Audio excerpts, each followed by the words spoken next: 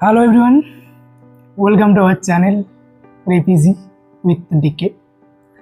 তো আমি কেন আওয়ার চ্যানেল বললাম এটা, কেননা এটা আমি প্রথমেই তোমাদেরকে বলেছিলাম একটা যে চ্যানেলটা আমি খুলেছি হোয়াটসঅ্যাপে, যেখানে আমি বলেইছিলাম যে আমার সাথে এইবারে কোনো টিম থাকছে না, আমি একমাত্র টিম মেম্বার হিসেবে তোমাদেরকে চাই, আর আমি কাউকে চাই না। আমার টিম তোমরা হবে, আমরা একসঙ্গে লড়বো, আমরা একসঙ্গে পড়বো, আমরা একসঙ্গে জিতবো, আমি এটা বলেইছিলাম। তো আমরা এবার থেকে যে শুধুমাত্র টিচার স্টুডেন্ট এই হ্যান ত্যান যে সম্পর্কগুলো হয় সেগুলোর থেকে বা তথাকথিত যেভাবে পড়া হয় ঠিক সেইখান থেকে বেরিয়ে আমরা এবারে অন্যভাবে পড়ব, যেখানে আমরা প্রত্যেকটা জিনিসকে আনন্দের সাথে পড়বো বা মজা করে পড়বো, যাতে আমাদের সেই জিনিসটা মাথায় থাকে। এমনকি যেহেতু আমরা প্র্যাকটিক্যাল লাইন নিয়ে পড়ছি নার্সিং, সেহেতু আমরা সেই জিনিসটাকে যাতে অ্যাপ্লাই করতে পারি। তো তার জন্য আমরা এবার থেকে প্রত্যেকটা জিনিসকে ইন্টারেস্টিং বানাবো যে কোনো উপায়ে। সেটা আমার দিক থেকে যদি আমার যদি কোনো আইডিয়া আসছে সেটা আমি বললাম, যদি তোমাদের মাথায় কোনো আইডিয়া আসে, তোমাদের মাথায় যদি কোনো নিউমোনিক আসে, আমরা ঠিক সবাইকার প্রত্যেকটা আইডিয়াকে একসঙ্গে জড়ো করে আমরা এবার থেকে এভাবেই পড়ব, ঠিক আছে? আরেকটা কথা, সেটা হচ্ছে তোমাদেরকে জিজ্ঞেস করেছিলাম আমি যে তোমরা কোন টপিক নিয়ে ভিডিও চাও। তো তোমরা সবাই জানিয়েছিলে একটাই টপিক, সেটা হচ্ছে ডাব্লিউবিএইচআরবি ডাব্লিউবিএইচআরবি ডাব্লিউবিএইচআরবি। কিন্তু তোমাদের মাথায় এই একটা ভুল ধারণার জন্যই তোমরা বারবার বা বারবার তো হয়নি, একবারই হয়েছে, ঠিক আগের বার এই জন্যই অনেকেই সিলেকশন পাওয়া হয়। সেটা হচ্ছে তোমরা প্রত্যেকেই ভেবে নিয়েছিলে যে আমাদের মাথায় একটাই পরীক্ষা আছে, সেটা হচ্ছে ডাব্লিউবিএইচআরবি। একটা এক্সাম্পলের সাথে যদি আমরা ধরো একটা গাছ আছে, গাছের মধ্যে দুটো ডাল আছে, একটা ডালে একটা পাখি বসে আছে, আরেকটা ডালে হাজারটা পাখি বসে আছে। তো তুমি সেই হাজারটা পাখির দিকে তাকালে না, তুমি সেই ডালটার দিকে তাকালে যেখানে একটা পাখি বসে আছে। তুমি সেইটাকেই এম করলে, হ্যাঁ তুমি এক চান্সেই তুমি সেইটাকে কিল করতে পারলে, কিন্তু এটাও হতে পারে যে তোমার ওই ঢিল সেই পাখির গায়ে লাগলো না, তাই সেটা মিস হয়ে গেল। কিন্তু তুমি যদি ওই ঠিক সেম ঢিলটাই তুমি যদি হাজারটা পাখির দিকে ছুড়তে, কে জানে যে একটা জায়গায় একটা দুটো তিনটে চারটে পাঁচটে ছটা পর্যন্ত পাখি মরতে পারে। তো অ্যাকচুয়ালি এই লজিকটাই আমাদের এখন অ্যাপ্লাই করতে হবে, কেননা আমরা আগের বার যে ডাব্লিউবিএইচআরবি হয়েছে সেখান থেকে যে শিক্ষা পেয়েছি, সেই শিক্ষা অনুযায়ী আমাদেরকে এবারে যে নীতি অ্যাপ্লাই করতে হবে সেটা হচ্ছে ঠিক যে এক্সাম্পলটা দিলাম ঠিক সেই এক্সাম্পলটার মতো। আমরা আগের বারে দেখেছিলাম, যেটা ভুল করেছিলাম, যে ডাব্লিউবিএইচআরবিকে একটা আমরা সামান্য এক্সাম ভেবে নিয়েছিলাম, লাইক এ সিএইচও, যেটা আগের বারে আমরা 2022-23-এ যে সিএইচওগুলো হতো, পাতি কোশ্চেন কিছু দিয়ে যে সিএইচওর 100টা কোশ্চেন বা 75টা কোশ্চেনের একটা এক্সাম হতো, ঠিক সেইভাবে ভেবে আমরা ডাব্লিউবিএইচআরবিতেও চলে গেছিলাম। অনেকেই গেছিল, অনেকেই সিরিয়াসভাবে নিয়েছিল, তারা আজকে বিভিন্ন জায়গায় পোস্টেড। কিন্তু অনেকেই আবার চেষ্টার পরেও বৃথা হয়েছে, আবার অনেকেই ভেবেছিল যে সিএজের মতো কোশ্চেন আসবে, আমি এত পড়ে কি করব। এমনি ব্যাপার ঘটার জন্যই কিন্তু আজকে সাকসেস রেশিও এতটা কমে গেছে।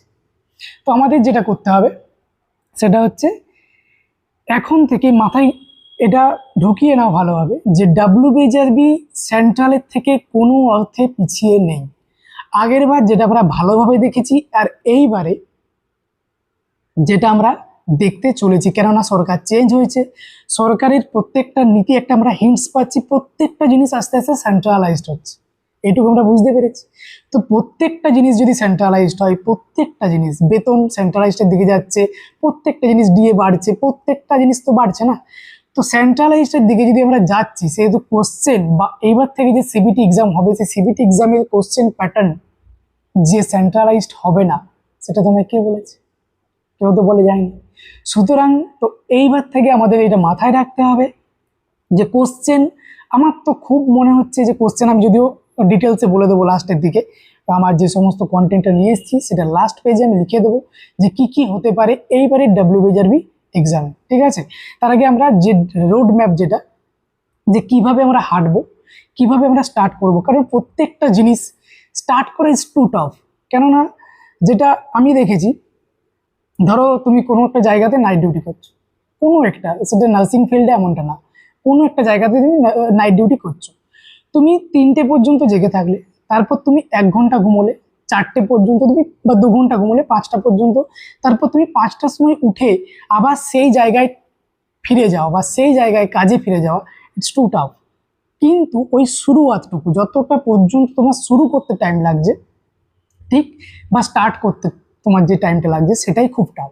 বাট স্টার্ট একবার যখন তুমি উঠে যাও, তুমি চোখে মুখে যখন জল নিয়ে নাও, তুমি যখন অ্যাক্টিভলি দু একটা কাজ স্টার্ট করে ফেলো, তারপর তোমার কিন্তু সেই খারাপটা বা সেই টাফনেস ফিলটা কিন্তু আসে না। কেন আসে না? কারণ প্রত্যেকটা জিনিস স্টার্টিংয়ে খুব টাফ লাগে, মিডিয়াম ফেজে যখন চলে আসবে বা যখন একটা ডিসিপ্লিনের মধ্যে তুমি যখন চলে আসবে, তখন আর সেটা টাফ লাগে না, সেটা খারাপও লাগে না, সেটা আস্তে আস্তে অভ্যাসে চলে আসে। তো ঠিক এই জন্যই ডাব্লিউবিজিআরবি রোড ম্যাপ দিচ্ছি। বাট এটা যে শুধুমাত্র ডাব্লিউবিজিআরবি রোড ম্যাপ এমনটা না, আমি ডাব্লিউবিজিআরবি রোড ম্যাপ হিসেবেই আজকে ভিডিওটা বানাচ্ছি, বাট আমি আরও একটা আরআরবি ভিডিও বানাবো। আমি দুটোকে এখন মেনলি ফোকাস করছি, তিনটে না 4টে। একটা হচ্ছে ডাব্লিউবিজিআরবি, একটা হচ্ছে আরআরবি, একটা হচ্ছে জেবিএন, আর একটা হচ্ছে সিএইচও। এই 4টে এক্সামকে আমি যে ভিডিওগুলো বানাবো সেটা একটা ভিডিওই 4টে এক্সামের জন্যই অ্যাপ্লিকেবল হবে। আমি ঠিক সেইভাবেই কন্টেন্টকে এবার থেকে তুলবো, আর সেইভাবেই প্রত্যেকটা ভিডিওকে স্ট্রাকচার করার চেষ্টা করব। আমার টাইম লাগতে পারে, যেহেতু আমি এক জায়গা থেকে আরেক জায়গায় শিফট হচ্ছি, আমার ট্রান্সফার আমি নিয়েছি, আমি কলকাতায় ছিলাম, কলকাতা থেকে আমি ট্রান্সফার নিয়ে এক জায়গায় যাচ্ছি। সো আমাদের ট্রান্সফার টাইমটাতে একটুকু এদিক ওদিক টাইমটা লাগবে, বাট তোমাদের ডাব্লিউবিজিআরবির আগে আমি ভালোভাবে আবার সব কিছু চেষ্টা তো আমি আমার বেস্ট দেবো, 100%-এর থেকেও আমি বেশি দিয়ে চেষ্টা করবো, যাতে তোমাদের সব কিছু যতটা আমার মাথার মধ্যে চলছে যে আমি এতটাই শেষ করতে হবে আমাকে, আমি ততটাই তার থেকেও বেশি শেষ করার চেষ্টা করবো। সুতরাং ডোন্ট ওয়ারি, ঠিক আছে? বাট একটা জিনিস, তোমরা যেটা করছো সেটাতে আমার ঠিকঠাক লাগছে না, বা সেটাতে আমি আরও আমার টাইম চলে যাচ্ছে উল্টো দিকে, কারণ আমার খুবই লিমিটেড টাইম, সেই লিমিটেড টাইমেই আমি এডিটিং করব, ভিডিও বানাবো, তার সাথে আমার বিভিন্ন এক্সট্রাঅর্ডিনারি কাজকর্ম আছে, আমার পার্সোনাল টাইম আছে, আমার ডিউটি টাইম থাকবে। তো এতগুলো টাইমের মধ্যেও যদি ভিডিও বানাবো, সেহেতু তোমরা ফোন আমাকে করো না কেউই, ফোন আর হোয়াটসঅ্যাপ মেসেজ এই জিনিস দুটোকে আমরা প্লিজ অ্যাভয়েড করো। তোমরা আমাকে ফেসবুক আমি প্রোফাইলে লিঙ্ক দিয়েছি, ইনস্টা লিঙ্ক দিয়েছি, তোমরা সেই জায়গায় আমাকে মেসেজ করো, আমি দেখে নেবো। আমি যদি কাউকে রিপ্লাই নাও দিই, আমি উপর থেকে মেসেজটা দেখে নিয়ে সেটা আমার মাথায় থাকে, আমি সেটা ভিডিওর মাধ্যমে প্রকাশ করে দেবো, ঠিক আছে? সুতরাং তোমরা প্লিজ এই দুটো জিনিসকে অ্যাভয়েড করবে এবার থেকে। যে তোমরা টিম না, আমরা দেখবে একসঙ্গে ফ্রেন্ড বা আমরা বন্ধুত্বের মতো মিশছি, এবার যেহেতু আমি তো প্রথম থেকে ওইভাবেই মিশতে চেয়েছি, তো সেহেতু একে অপরকে আমাদের বুঝতে হবে যে টাইম খুবই শর্ট, তাও সেই টাইমের মধ্যে আমাদেরকে প্রত্যেকটা জিনিসকে কমপ্লিট করা, এ টু জেড রেডি করা, ইটস টু টাফ, বাট আমরা চেষ্টা করবো যেটা তোমরা যেমন তোমাদের বেস্ট দেবে, আমিও ঠিক তেমনই বেস্ট দেওয়ার চেষ্টা করবো, ঠিক আছে? চলো, তো ডাব্লিউবিজিআরবি স্টাফ নার্স গ্রেড 2 এর ক্ষেত্রে তোমাদের যে বললাম যে ভুলগুলো একটাও রিপিট করা চলবে না। একমাত্র ভুল, ডাব্লিউবিজিআরবিকে টেক ইট ইজি, এইটাকে ভুলে যাও যে ডাব্লিউবিজিআরবি নট ইজি। একটা কথা আছে না, একটা কথা ছিল, সেটা যদি ডাব্লিউবিজিআরবি অ্যাকর্ডিং বলা হয়, ডাব্লিউবিজিআরবি घर पे घुसेगा भी और मरेगा भी, ठीक है? ऐसा ही हुआ था पिछले बार। তো সেইটা মনে রেখে এগোতে হবে। তাই একটা পাখির দিকে না, যেখানে হাজারটা পাখি আছে আমরা সেইখানে লড়তে যাবো। তাই একটা এক্সামের জন্য না আমরা পড়বো, একটা এক্সামের জন্য কেন পড়তে যাবো? আরআরবি আছে, নরসেট আছে, জিপমার আছে, এত এত সেন্ট্রাল এক্সাম আছে যেখানে এত হাইলি স্যালারি দেওয়া হয়। তোমরা এখনো তো সপ্তম পে কমিশন যেটা বলা হচ্ছে, সপ্তম পে কমিশন লাগুই হচ্ছে না। নোটিশ দেওয়া হয়েছে, লাগু হবে, কবে লাগু হবে, কবে কি টাকা বাড়বে, কত টাকা বাড়বে, অনেক ব্যাপার আছে। তো অত কিছু যাওয়ার থেকে যে টাকাটা বাড়বে সেই টাকাটাও সেন্ট্রালে 8th পে কমিশন বসে গেছে। 7th pay commission, basic pay কত আমাদের স্টেটে? 29,800, বেসিক পে চেঞ্জ তো হচ্ছে না, কিন্তু সেন্ট্রালে কি হচ্ছে? সেন্ট্রালে 44,900। তো বেসিক পের যে ফারাকটা, সেই ফারাকটা তো থেকেই যাচ্ছে, সেই ফারাক তো চেঞ্জ হচ্ছেই না। তাহলে তুমি কেন পড়ে থাকবে? তোমার সপ্তম পে কমিশন যেটা হবে বা যে টাকাটা বাড়বে, সেই টাকাটা বাড়লেও এখন আমাদের 7th পে কমিশনে যে স্যালারি চলছে সেই স্যালারির সমানও হবে না। তার উপরে তোমার 8th পে কমিশন কিছুদিন বাদেই লাগু হয়ে যাবে। তাই সুতরাং একটা এক্সামের জন্য লড়তে যেও না, যেহেতু ডাব্লিউবিজিআরবি অতটাও ইজি না, সুতরাং তার সাথে সেন্ট্রালের জন্য পড়তে থাকো, হয়ে যাবে। একটাই কথা, নিজের উপর যদি বিশ্বাস রাখো, ভরসা রাখো, হয়ে যাবে। অত চাপ নিয়ে নিজেকে ফ্রাস্ট্রেশনে রেখে নিজেকে ক্ষতি করে কোনো লাভ নেই। ডিমোটিভেটর থাকবে, প্রচুর ডিমোটিভেশন দেয়, আমাকেও দেয়, এখনও দেয়, এই যে ক্লাস করছি এটা নিয়েও দেয়। ডিমোটিভেশন থাকবেই, কারণ ডিমোটিভেশন যদি না থাকে তাহলে তুমি নিজেকে মোটিভেটেড হয়ে তুমি নিজেকে উপরে তুলতে পারবে না। তাই ডিমোটিভেশন থাকবে। যারা ডিমোটিভেশন দেয় তাদেরও ভগবান এই জন্যই পাঠিয়েছে, সে ডিমোটিভেশন দেবে তোমাকে। সুতরাং তাদেরকেও ভালোভাবেই দেখো, তুমি তাদেরকে ভালোভাবে দেখো, সে তোমাকে কিভাবে দেখছে দেখার দরকার নেই। ঠিক আছে, চলো। হ্যাঁ, অর্ধেক তো কথা বলেই দিয়েছি, এবার দেখে নেবো ফটাফট। আচ্ছা, তোমাদের প্রথম কোশ্চেন যেটা আমাকে মেসেজে ভরিয়ে দিয়েছো, হুইচ বুকস, আমি কি বই পড়বো। আমি প্রথম থেকে যে 3টে বই পড়ে বলে এসেছি বা আমিও পড়ে এসেছি, আর যেগুলো আমি এক্সট্রা অর্ডিনারি কিছু পড়েছিলাম, যেগুলো আমি তোমাদেরকে বলেছিলাম যে সেগুলো পড়ার দরকার নেই, অত ভিতরে যে কোনো লাভ নেই। ঠিক আছে, তোমরা এগুলো পড়লেই হয়ে যাবে। তো এগুলোতে কি কি আছে, 3টে বুক। একটা হচ্ছে তোমার, সরি,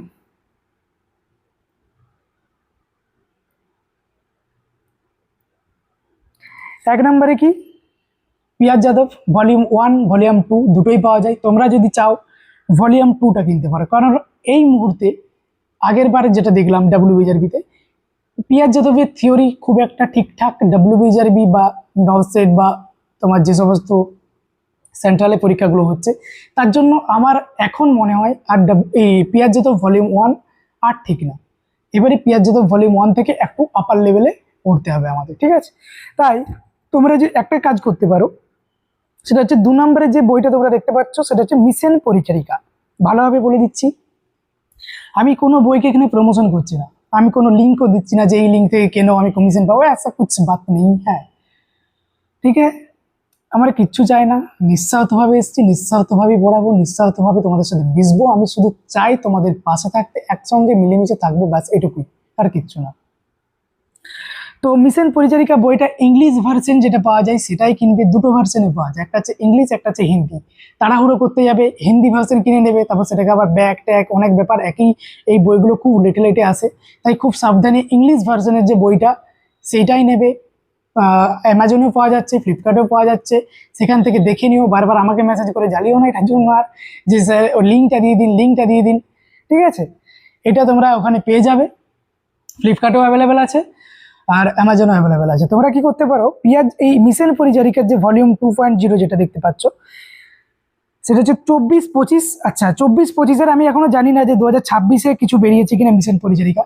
একবার সার্চ করার সময় লেটেস্ট এডিশন বলে একবার সার্চ করে নিও, যদি পাও তো খুবই ভালো, তাহলে সেটাই নিও। ঠিক আছে, আর যদি না পাও তাহলে এটাই নিও, কিন্তু এটার সাথে এটা শুধু theory books, it is only for theory. ঠিক আছে, তবে থিওরির জন্য কি করতে হবে, তোমাকে তো এমসিকিউ প্র্যাকটিস করতে হবে। আর এমসিকিউ প্র্যাকটিসের জন্য আমি বলবো এখন কোনো মক টেস্ট আমার তো মনে হয় না দরকার আছে। তোমাদের একটা ভুল ভ্রান্ত ধারণা, মক টেস্ট নিয়ে নিলেই আমি ক্লিয়ার করে দেবো যে কোনো এক্সাম। মক টেস্টের টাইম আছে, এখন তুমি জেনারেল যে বেসিক জিনিস সেগুলোই জানো না, তুমি আসল যে থিওরি তোমায় জানতে হবে, থিওরি তুমি জানলে পরে না মক টেস্টে তুমি কোশ্চেন অ্যাটেম্প্ট করতে পারবে। তুমি যদি প্রথম থেকেই বলো আমি কোশ্চেন অ্যাটেম্প্ট করবো দেন আমি থিওরি পড়তে যাবো, উল্টোটা কেন হবে? ইটস এ রিভার্স না। তো তোমাকে প্রথমে থিওরি পড়তে হবে, থিওরি পড়ে তোমার জ্ঞান অর্জন হবে, সেই জ্ঞান দিয়ে তুমি কোনো একটা এমসিকিউকে সলভ করবে, দ্যাটস দ্য ফান্ডা। তোমাকে সেইভাবে এগোতে হবে। সো তুমি কি করবে, প্রথমে মিশন পরিচারিকার থেকে থিওরি পড়তে পারো, ইটস বেস্ট। মিশন পরিচারিকার থিওরি খুবই ভালো। এবার তার সাথে তুমি কম্পিটিটিভ এক্সাম যেটা তোমার পিয়াজ যাদব ভলিউম 2 আছে সেখান থেকে তুমি এমসিকিউ প্র্যাকটিস করতে পারো। আরেকটা এমসিকিউ প্র্যাকটিসের জন্য খুব ভালো বই আছে, আমি মিস করে গেছি এখানে, সেটা হচ্ছে তোমার mission old paper, I think, হ্যাঁ মিশন ওল্ড পেপার, সেটাও খুব ভালো বই, সেটাও তোমরা নিতে পারো। ঠিক আছে, আমি এখানে লিখে দিচ্ছি, সেটা কি, মিশন ওল্ড পেপার। ঠিক আছে, এটাও খুব ভালো বই।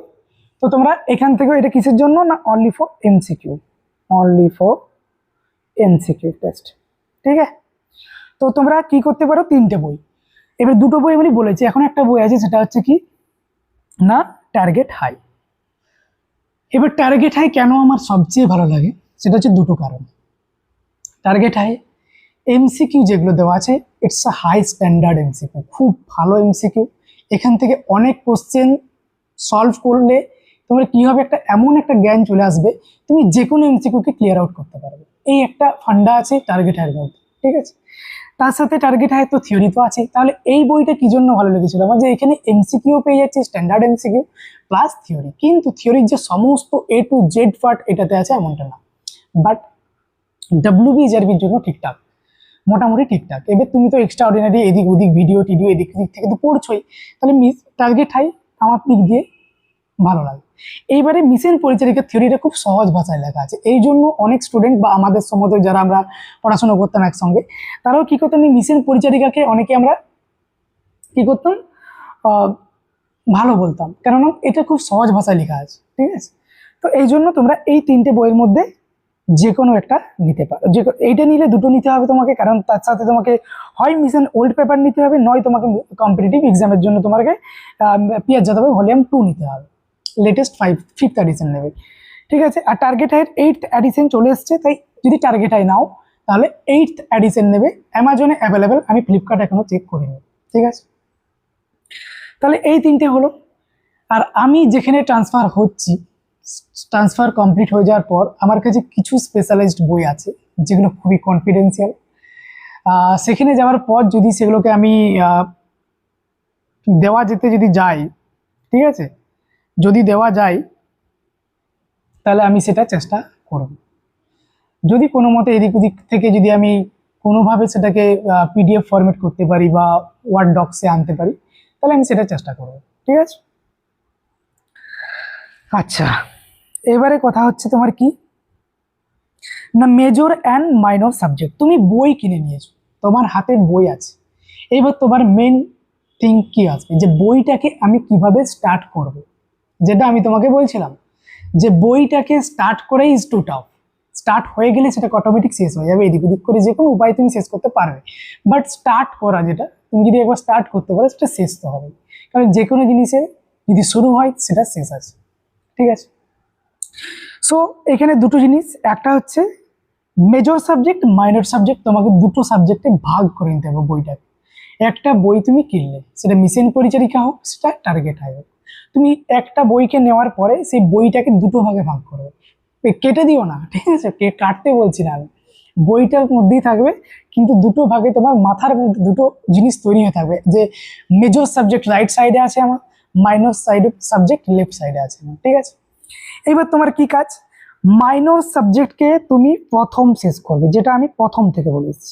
কে কি বলে এইখানে আমি শুনবো না, কে কি যদি তোমাদের অন্য কিছু মনে হয় করতে পারো, বাট আমার সবসময় মনে হয় যে মাইনর সাবজেক্ট যেগুলো ছোট ছোট সাবজেক্ট খুব অল্প সময় শেষ হয়ে যেতে পারে, আমি সেই সাবজেক্টকে আগে শেষ করব, কারণ সেইখানে একটা কনফিডেন্স বিল্ড আপ হয় যে আমার এতগুলো সাবজেক্ট শেষ হয়ে গেছে, ছোট ছোট সাবজেক্ট, বাট ব্রেনকে আমি যদি বোঝাই যে আমার এতগুলো সাবজেক্ট শেষ হয়ে গেছে, আমার শুধু এবারে গুটি কত মেজর সাবজেক্ট পড়ে আছে, তাহলে কি হবে, ব্রেনের থেকে হালকা কমে যাবে, একটু চাপ কমে যাবে। যদি এতগুলো আমি যদি অ্যানাটমি ফিজিওলজি যদি আমি 3 মাস পড়ে থাকি, তাহলে আমার এই যে এখান থেকে এতগুলো, এখান থেকে 7টা, এখান থেকে 7টা, 14টা, তাহলে 14টা সাবজেক্ট মাথার উপরে থাকছে। কিন্তু যদি আমি উল্টোটা করি, যে এখান থেকে 1 2 3 4 5 6 7, এটা যদি আমি ধরলাম সবই মাইনর সাবজেক্ট, যেগুলোকে আমি কিভাবে কভার আপ করবো বলেই দিচ্ছি। আমি ধরলাম তুমি 1 থেকে 1.5 মাসের মধ্যে এগুলো শেষ করে দেবে, 1 থেকে 1.5 মাসের মধ্যে তোমার মাথায় ক্লিক করবে যে আমার 1 থেকে 1.5 মাসের মধ্যে 7টা সাবজেক্ট শেষ, আর বাকি আছে আমার 7টা সাবজেক্ট মেজর সাবজেক্ট, ঠিক আছে। এইবার তুমি যখন মেজর সাবজেক্ট করবে, তার সাথে সাথে তুমি মাইনর সাবজেক্টকে রিভিশন দেবে, কারণ তুমি কি পড়েছো, কোটা বই পড়েছো, দ্যাট ডাজেন্ট ম্যাটার, তুমি একটা বই পড়ো, সেই বইটাকে 7বার রিভিশন দাও, 7টা বই পড়াতে, যেটা পরীক্ষায় কাজে আসবে। তুমি একটা বইকে 7বার রিভিশন দাও, তুমি পাস করে যাবে, 7টা বইকে তুমি পড়ে যাও, আই থিঙ্ক সেখানে গোলমাল হলেও হতে পারে। খুব ইন্টেলিজেন্ট ব্রেন যদি ক্যাপাসিটি ঠিকঠাক থাকে তুমি পড়তেই পারো, বাট আমি যেটা বলি, আমার তো ছোটোখাটো মাথা আমাদের, কারণ আমরা সব জিএনএম ব্যাকগ্রাউন্ড থেকে এসেছি, বাকি সবাই অন্যান্য অনেক বড় বড় সব ব্যাকগ্রাউন্ড থেকে এসেছে, আমরা জানি না।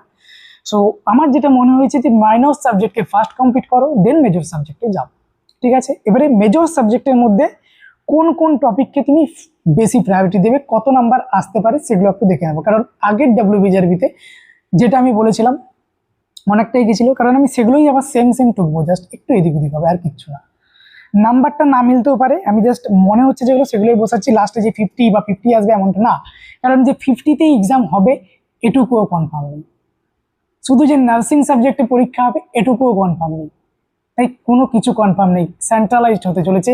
এইটুকু মাথায় রেখো যে শুধুমাত্র ডাব্লিউবিজেপি যে টেকেন ফর গ্রান্টেড ভাবে নিয়ে নেব, যে কোনোভাবে চলে যাব, হয়ে যাবে, হবে না। একটু সিরিয়াস হও এবার, ঠিক আছে? বয়স বাড়ছে, সিরিয়াস তো হতেই হবে। আচ্ছা, প্রথমে আছে অ্যানাটমি ফিজিওলজি, তার সাথে তুমি মেডসার্জও হয়ে যাবে, কারণ অ্যানাটমি ফিজিওলজির সাথে সাথে তুমি মেডসার্জ পড়বে। তুমি যদি কার্ডিওভাস্কুলার সিস্টেম পড়ো, তুমি কার্ডিওভাস্কুলার সিস্টেমের ডিসঅর্ডারও পড়বে, তারপর তুমি এমসিকিউ প্র্যাকটিস করবে, কার্ডিওভাস্কুলার সিস্টেম কমপ্লিট। তো এইভাবে যদি আমি দুটো সাবজেক্টকে একসঙ্গে ধরি, তাহলে এখান থেকে কত নাম্বার আসতে পারে? এখান থেকে আগের বারে যেটা বলেছিলাম 13 থেকে 15 বা 14 থেকে 15, ঠিক সেই নাম্বার আমি এখনো বলবো, 13 থেকে 15। তাহলে তুমি ভাবো, আগের বারে 50 কাট অফ, 50 অনেক অনেক কাস্টের 40ও কাট অফ গেছে, 43, 41 এসা করছে। তো 15 ইন্টু 2 যদি আমি করি, টোটাল নাম্বার আসছে 30। তুমি ভাবো একটা অনলি ওয়ান সাবজেক্ট থেকে তুমি কাট অফের কাছাকাছি চলে গেছো, 30 নাম্বার। বাকি তোমার এখনো এতগুলো সাবজেক্ট পড়ে আছে, যে কতটা ইজি ব্যাপার ছিল কাট অফ ক্লিয়ার করা, ঠিক আছে? যেটা অনেকেই করতে পারবে না। ঠিক আছে, ভুল হয়েছে, কিন্তু এবারে সেই ভুল থেকে শিক্ষা নিয়ে আমরা যাতে একটা ভালোভাবে কনফার্ম উইদাউট এনি রিস্ক একটা সিটকে আমরা যেন রাখতে পারি নিজের জন্য, এটুকুই আমাদের এবারের জন্য লড়তে হবে। আচ্ছা, তো 13 থেকে 15 নাম্বার এবারে কি হবে? তো আমি প্রথম থেকে যেটা বলি যে কিভাবে শুরু করবে বা কোন সাবজেক্ট দিয়ে শুরু করবে, আমি এখনো বলবো যেটা তোমার সবচেয়ে ইন্টারেস্টিং সাবজেক্ট লাগে সেটা দিয়ে ফার্স্ট স্টার্ট হবে। সবচেয়ে ইন্টারেস্টিং কারো গাইনি অপস লাগে, সে গাইনি অপস দিয়ে স্টার্ট করবে। যদি কারো ফান্ডামেন্টাল লাগে, সে ফান্ডামেন্টাল দিয়ে স্টার্ট করবে, ঠিক আছে? তার সাথে সাথে কিন্তু একটা জিনিস মাস্ট, সেটা হচ্ছে অ্যানাটমি অ্যান্ড ফিজিওলজি, তার সাথে মেডসার্জ। কেন বলছি অ্যানাটমি ফিজিওলজি? তুমি যদি না জানো, তাহলে তোমার মেন ভিত যেটা, সেটাই তৈরি হবে না।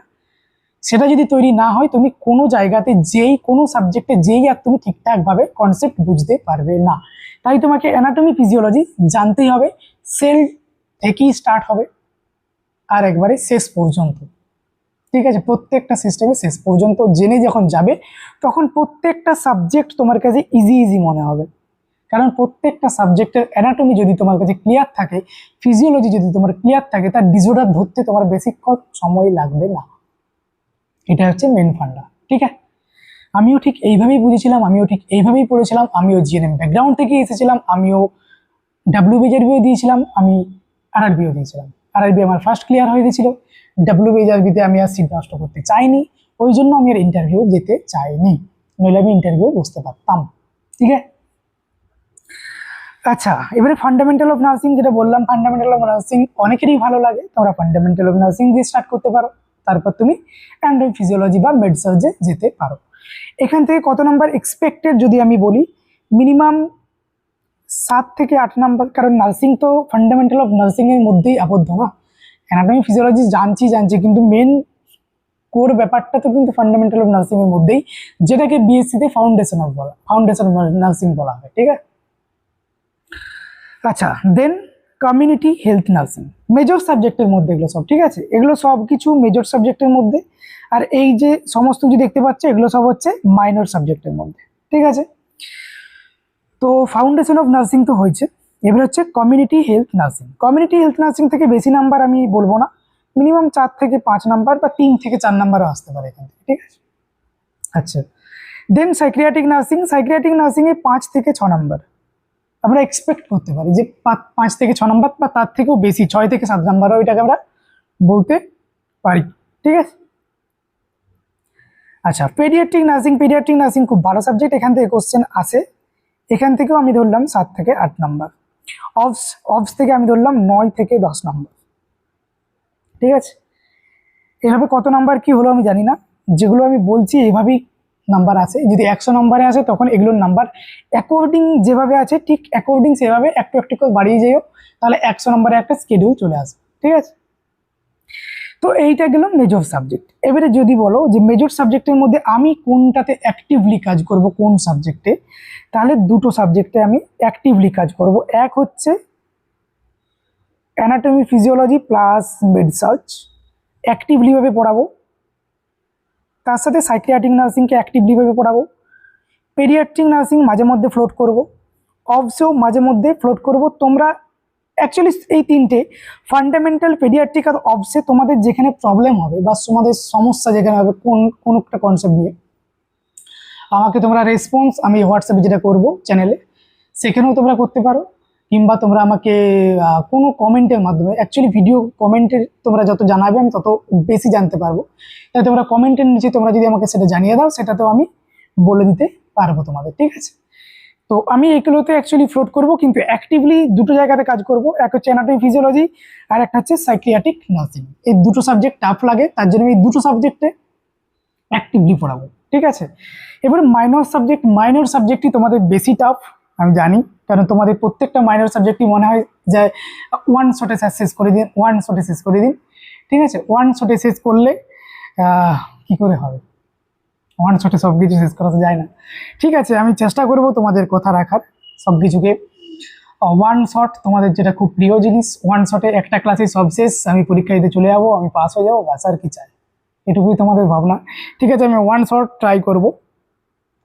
কিন্তু অ্যাপ্লাইড বায়োকেমিস্ট্রি অ্যান্ড নিউট্রিশন এখান থেকে কত নাম্বার? এখান থেকে আমি ধরলাম 2 থেকে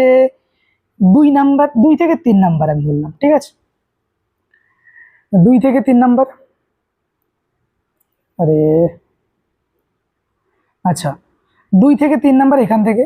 অ্যাপ্লাইড মাইক্রোবায়োলজি থেকে 2 নাম্বার, মাইক্রোবায়োলজি থেকে 2 থেকে 3 নাম্বারও আসতে পারে, কারণ আগের বার আমরা দেখেছিলাম মাইক্রোবায়োলজি থেকে বেশি কোশ্চেন এসেছিল, আমরা জানি, ঠিক আছে?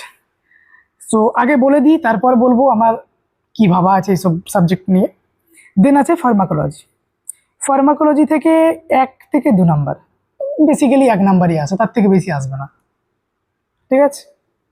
আচ্ছা, প্যাথোলজি জেনেটিক্স থেকে 0 to 1 নাম্বার আসতেও পারে, আবার না আসতেও পারে, তাই এলে সেই কোশ্চেনের অ্যান্সার কিন্তু সিলেকশন লেভেলের অ্যান্সার, অর্থাৎ যে করবে তার সিলেকশন কিন্তু 1000 জনকে বা 5000 জনকে সে পিছিয়ে ফেলবে ওই একটা কোশ্চেনের উত্তর দিয়ে, কারণ তুমি তো নর্মাল কোশ্চেন তুমিও করবে, ও করবে, ও এই টাফ কোশ্চেন করে দেবে, তুমি টাফ কোশ্চেন ছেড়ে দেবে, ও এক ধাঁচে উঠে যাবে। তাই সিলেকশন লেভেলের জন্য এটা ইম্পর্ট্যান্ট, প্যাথোলজি অ্যান্ড জেনেটিক্স। আর সিলেকশন লেভেলের জন্য অ্যাকচুয়ালি সবগুলো ইম্পর্ট্যান্ট এগুলো, যেটা আমি আগের বারে বলেছিলাম, আর তার প্রমাণ তোমরা পেয়েছিলে, যে nursing research, statistics, education, management, আমি বলেছিলাম এই 3টে সাবজেক্টে সিলেকশন লেভেলের কোশ্চেন আসে, আর সিলেকশন লেভেলেরই কোশ্চেন এসেছিল। আমার ওয়ান শট তোমরা যারা দেখেছিলে তারা অনেকেই বলেছিলে যে এখান থেকে কোশ্চেন এসছে, জাস্ট ওয়ান শট থেকে চলে এসেছিলো, কিন্তু আমি এবারে প্র্যাকটিসও করাবো তোমাদের হোয়াটসঅ্যাপে চ্যানেলে। সুতরাং ক্লাস আমি আবার ঠিক ওয়ান শটের মাধ্যমেই করাবো, nursing research and statistic, education, management, statistic সব থেকে 1 নাম্বার, আর প্রত্যেকটা জিনিসের জন্য ওয়ান শট, ঠিক আছে? তোমাদের কথাই থাকবে, নার্সিং রিসার্চ, অ্যাডমিনিস্ট্রেশন আর ম্যানেজমেন্ট এটাকে ওয়ান শটেই করাবো, প্রত্যেকটা সাবজেক্টকে আলাদা আলাদাভাবে, management one shot, education one shot and research one shot, ঠিক আছে? আচ্ছা, প্যাথোলজি জেনেটিক্স, প্যাথোলজি জন্য ওয়ান শট করতে পারি, জেনেটিক্সের জন্য ওয়ান শট করতে পারি, ঠিক আছে? ফার্মাকোলজি দুটো ক্লাস নিতে পারি, এটার জন্য একটাতে হবে না, একটা থেকে দুটো ক্লাস হতে পারে। অ্যাপ্লাইড মাইক্রোবায়োলজি দুটো থেকে 3টে ক্লাস নিতে পারি। অ্যাপ্লাইড বায়োকেমিস্ট্রি অ্যান্ড নিউট্রিশন, বায়োকেমিস্ট্রির জন্য দুটো আমি যদি ধরি, আর নিউট্রিশনের জন্য 4টে ক্লাস হয়ে যাবে এখানে, কিন্তু এটাকে আমি কমিয়ে যে দেখবো যদি দুটোতে নিয়ে আসা যায়, ঠিক আছে? সুতরাং বায়োকেমিস্ট্রি, নিউট্রিশন টোটাল 2টো ক্লাসে চেষ্টা করব, অ্যাপ্লাইড মাইক্রোবায়োলজি 1টা থেকে 2টো ক্লাসে চেষ্টা করব, ফার্মাকোলজি 1টা থেকে 2টো ক্লাসে চেষ্টা করব, pathology genetics, pathology one shot, genetics one shot, research one shot, education one shot, management one shot, ঠিক আছে? আমারও চাপ কমে গেল, বেশি ভিডিও বানাতে হবে না, তোমাদেরও চাপ কমে গেল। আর অ্যানাটমি ফিজিওলজি কত ভিডিও হবে আমি জানি না, কীভাবে শেষ করবো আমি জানি না, কটা ভিডিও হবে, কতগুলো কোনভাবে কোনটাকে ওয়ান শট করতে হবে, এগুলো নিয়ে বিচার ভাবনা চলছে, কেমন কি আসে বিচার দেখা যাক, রায় যদি ঠিকঠাক আসে তখন দেখা যাবে। আর কনসেপ্ট যেটা বললাম তোমাদের, যদি ফান্ডামেন্টাল, পেডিয়াট্রিক, কমিউনিটি আমি পড়াবো না ভেবেছি, কমিউনিটি আমার খুব বোরিং সাবজেক্ট লাগে, তাও যদি খুবই টাফ লাগে কোনো ব্যাপার বলো, আমি চেষ্টা করব, বাট আমি খুব একটা কমিউনিটি পারি না। আচ্ছা, পেডিয়াট্রিক অ্যান্ড অবস থেকে তোমরা যদি কোনো কনসেপ্ট বলো সেটা আমি করে দেবো। বাট কনসেপ্ট যদি বলতে হয় কোথায় বলবে ভালোভাবে দেখে নাও, কোথায় বলবে সেটা। FB, that is not a boyfriend, it's a Facebook. ঠিক আছে, এটা হচ্ছে ফেসবুক। আর একটা হচ্ছে ইনস্টা। খুব কম যাই আমি, তাও শুধু ওই তোমাদের মেসেজই দেখতে যাই যে কে কি বলেছো। ঠিক আছে, তো তোমরা শুধু এইখানেই জানাবে আমাকে। আর কি, প্রত্যেকটা ভিডিওর নিচে কমেন্ট। তোমরা যদি এই জিনিসটার মাধ্যমে আমাকে প্রত্যেকটা জিনিস জানিয়ে দাও, তাহলে আমাকে এই মেসেজ পর্যন্ত তোমাদেরকে আসতেই হবে না। তাই প্রত্যেকটা ভিডিওর নিচে তোমরা কমেন্ট করে দাও। আমি তো বলেইছি লাইক তোমার চয়েস, আমি বলবো না আমাকে ভিডিওতে লাইক দাও, আমার ভিডিও ভিউ বাড়াও, আমি কিচ্ছু বলবো না। শুধু ভিউ বাড়ছে না বাড়ছে আমার কিছু এসে যায় না, কারণ আমার কম্পিটিশন এখন কোনো কোচিং ইনস্টিটিউট না। আমার কম্পিটিশন কোনো কোচিং ইনস্টিটিউটের সাথে আমার কোনো কানেকশনই থাকছে না। আমি একা খুব সিম্পল মানুষ হয়ে পড়াতে চাইছি, বাস এটুকুই আমার ইচ্ছে, আর কিচ্ছু না। আমার শুধু একমাত্র কম্পিটিটর হচ্ছে WBHRB, আর আমার কেউ কম্পিটিশনের মধ্যে থাকছে না। কোচিং ইনস্টিটিউটকে আমি কে কী করছে আমার দেখার দরকার নেই। WBHRB একমাত্র আমার কম্পিটিশন। এই WBHRBতে যে কোশ্চেন সেট করছে তাকে শত্রু ভাবো, আর কাউকে না। ঠিক আছে, তাকে শত্রু ভেবে তার প্রতি একটা জেদ রাখো যে যাই কোশ্চেন সেট করুন আমি উত্তর দিয়ে আসবো, বাস এইটুকুই, আর কিচ্ছু করতে হবে না।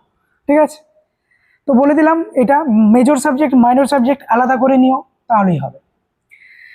আর একটা সাবজেক্ট আছে সেটা হচ্ছে সোসিওলজি, যদিও আছে।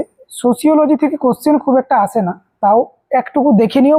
ওটা মিনিমাম 1.5 থেকে 2 ঘন্টা লাগে, বা 2 থেকে 3 ঘন্টা লাগবে, একদিন বসে পড়ে নিও, আর পড়ার দরকার নেই, বাস। ঠিক আছে, কোশ্চেন যদি বাই এনি চান্স চলে আসে, কারণ আমি প্রথমেই থাম্বনেলে দেখে নিয়েছো, উইদাউট এনি রিস্ক, কোনো রিস্ক না, সিওর শর্ট সিলেকশন চাই এবার। ঠিক আছে, আগের বার যেটা হয়েছে এবার সেটা না, আমার এবারে সিওর শর্ট সিলেকশন চাই। ঠিক আছে, আচ্ছা এবার স্টাডি টাইম, তোমাদের এটাও একটা বিরাট লেভেলে কোশ্চেন যে আমার স্টাডি টাইম কেমন হবে। আর কিছু নেই তো না, স্টাডি টাইম কি হবে? তো স্টাডি টাইমের মধ্যে প্রথমেই দুজনকে 2 ভাগে ভাগ করে দেবো আমি, কারণ দুজনকার কোশ্চেনই আমার কাছে এসছে, একটা হচ্ছে এমপ্লয়ি, একটা হচ্ছে নন এমপ্লয়ি।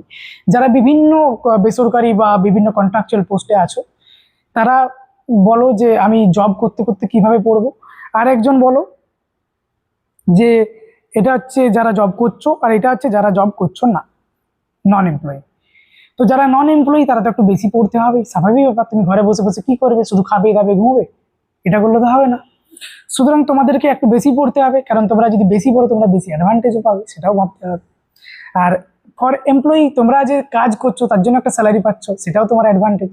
সুতরাং সমান সমান তুমি টাকার থেকে অ্যাডভান্টেজ পাচ্ছ, কারণ তোমার মাথায় আমি জানি অনেকে আমাকে মেসেজ করে যে আমার বাড়িতে খুব সমস্যা, বাড়ি চলছে না, বাড়ি আমার টাকায় চলে। তো তাদেরকে তো কিছু করার নেই, তাদেরকে ঠিক এইভাবেই চালাতে হবে। কারণ আমিও এক সময়, আজ একটা কথা বলছি, এক জায়গাতে আমি কাজ করতাম, 6 মান্থের মতো কাজ করেছিলাম, সেখান থেকে 20 থেকে 25 হাজার টাকা নিয়ে এসেছিলাম, বাড়ি চলে এসেছিলাম। বাড়িতে আমি 1 থেকে দেড় থেকে 2 বছরের কাছাকাছি, কারণ আমার এক্সাম হয়ে যাওয়ার পর আমি বসেছিলাম অনেকদিন, 1.5 থেকে 2 বছরের কাছাকাছি।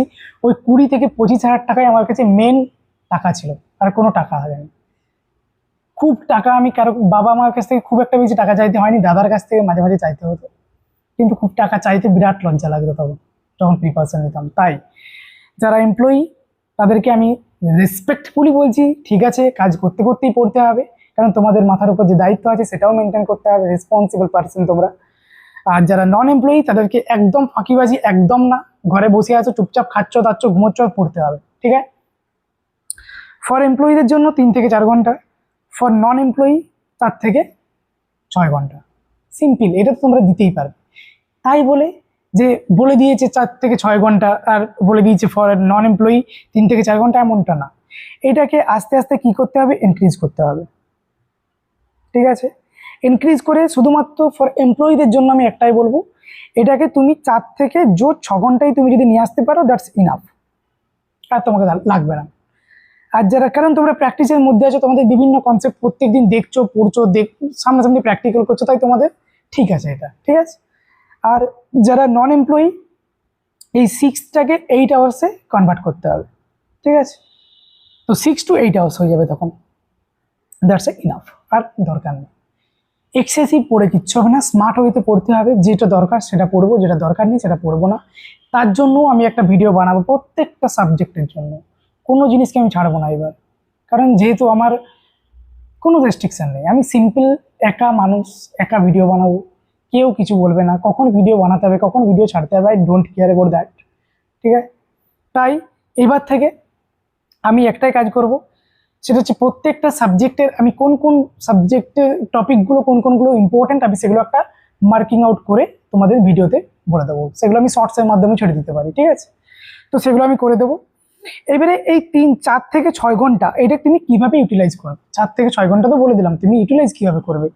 প্রথম 4 থেকে 6 ঘন্টা তুমি একটা সাবজেক্টকে নিয়ে পড়ে থাকবে না, মাল্টিপল সাবজেক্টকে শেষ করার চেষ্টা করতে হবে, ঠিক আছে? সবসময় মনে রাখবে মাল্টিপল সাবজেক্ট, একটা সাবজেক্টে পড়ে নিয়ে থাকলে তাহলে কি হবে, তোমার মাথার উপর চাপ বাড়বে যে আমি শুধুমাত্র এতক্ষণ ধরে একটা সাবজেক্ট পড়লাম। কিন্তু তুমি যদি মাল্টিপল সাবজেক্ট পড়ে নাও তাহলে কি হবে, তোমার মাথার মধ্যে এটা ক্লিক করবে যে আমি এইটুকু, এই অল্প সময়ে আমি অনেকগুলো সাবজেক্টের কিছু কিছু পার্ট পড়েছি। ওইভাবে আস্তে আস্তে এগোতে এগোতে তোমার একটা ডিসিপ্লিন চলে আসবে, তুমি প্রত্যেকদিন রিভিশন দিয়ে দিয়ে আজকে তুমি কি হলো, আজকে তুমি কিছু পড়লে সেটাকে আবার 1 সপ্তাহ উইকলি রিভিশন, আমি বারবার বলছি উইকলি রিভিশন,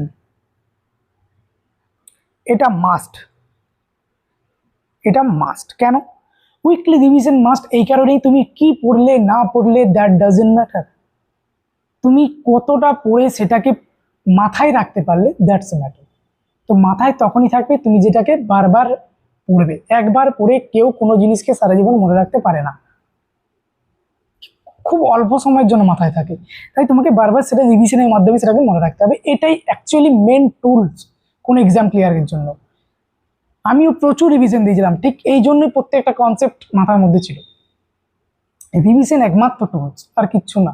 তুমি যতটা পড়বে সেটাকে বারবার রিভিশন দিয়ে মাথার মধ্যে রাখো, সেই কনসেপ্ট থেকে অন্যান্য কোশ্চেনের অ্যান্সার চলে আসে, তাই তোমাকে বারবার রিভিশন দিতে হবে, ঠিক আছে?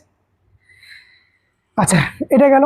তো 4 to 6 আওয়ারের মধ্যে তুমি কি করতে পারো, 2 ঘন্টা করে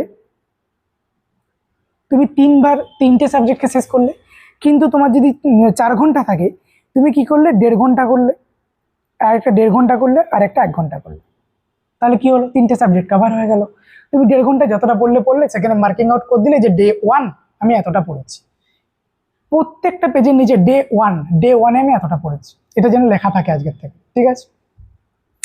আর একটা ব্যাপার যেটা হচ্ছে, তুমি এত কিছু এতদিন ধরে তো পড়াশোনার মধ্যেই আছো, 3 বছর ধরে 4 বছর ধরে, তো যেটা তোমার নিউ বা নতুন লাগছে, জীবনেও তুমি পড়োনি মনে হচ্ছে, সেটা একটা মিস্টেক বুক বা একটা নোটবুক বলে একটা ছোট্ট একটা খাতা করো, 2টো খাতা করবে, একটা হচ্ছে নোটবুক, একটা বা important notebook, very very important point বলে, আর একটা করবে মিস্টেক বুক কিসের জন্য, মক টেস্টের জন্য।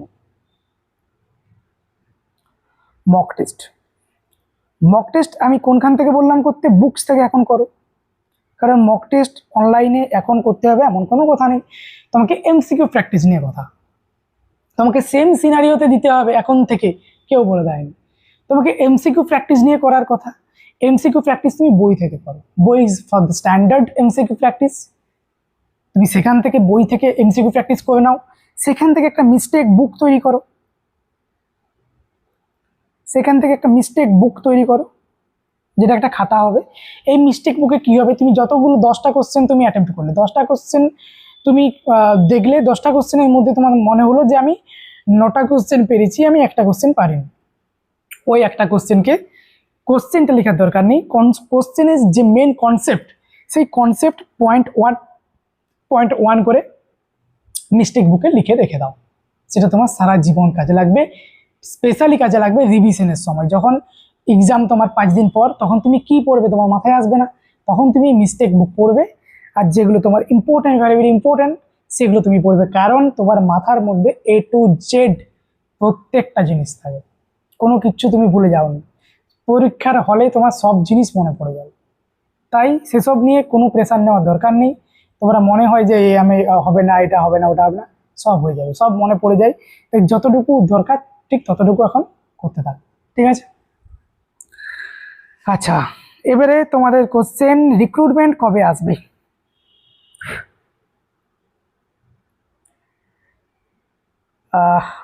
আর কিছু লিখবো না, রিক্রুটমেন্ট কবে আসবে?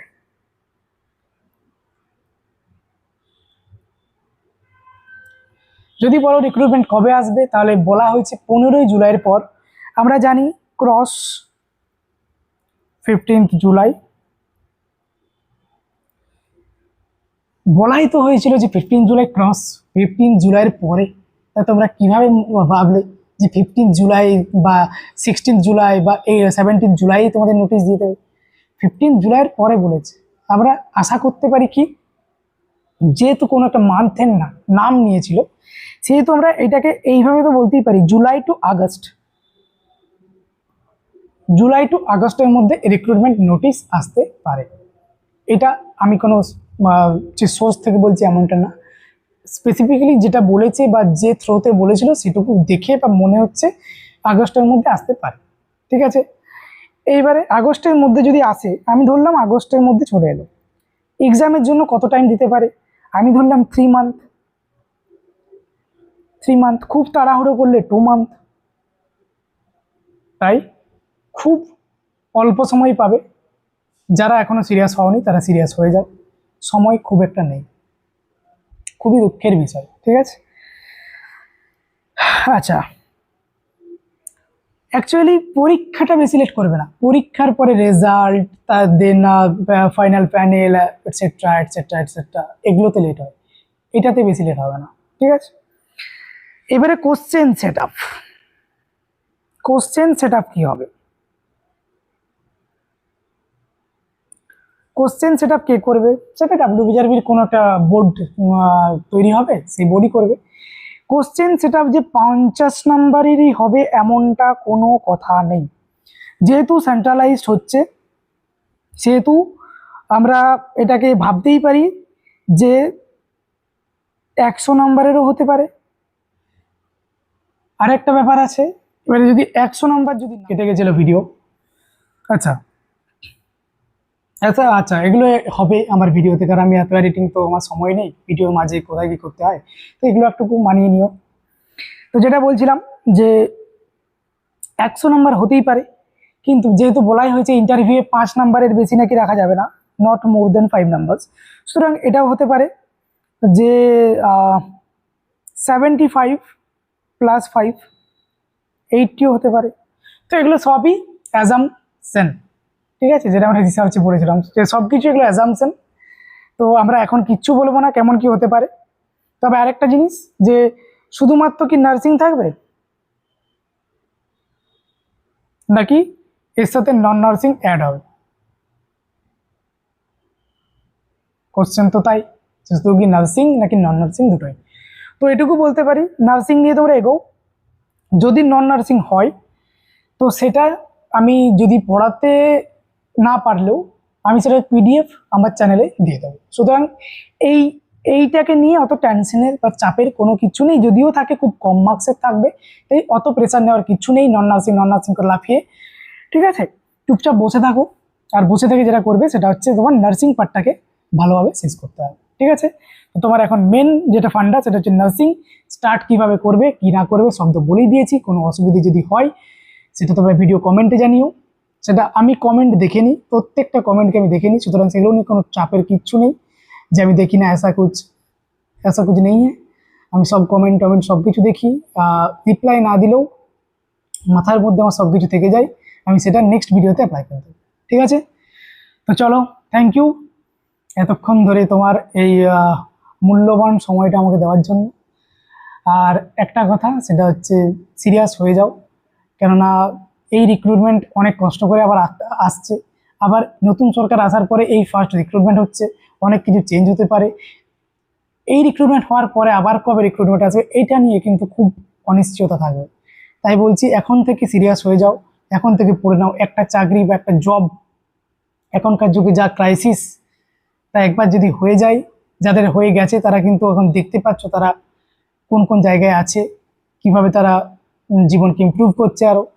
তো তোমরাও তার জন্যই বলবো যে বেশি সময় নষ্ট না করে সিরিয়াস হয়ে পড়া শুরু করো, কারণ বললাম যেটা একবার স্টার্ট করলে প্রথমটা টাফ লাগে, দেন আস্তে আস্তে সব ঠিক হয়ে যায়, শেষ খুব ভালো হয়, সিলেকশন হবে, জিত তোমারই হবে। ঠিক আছে, সাথে আমি আছি, so don't worry. Good bye.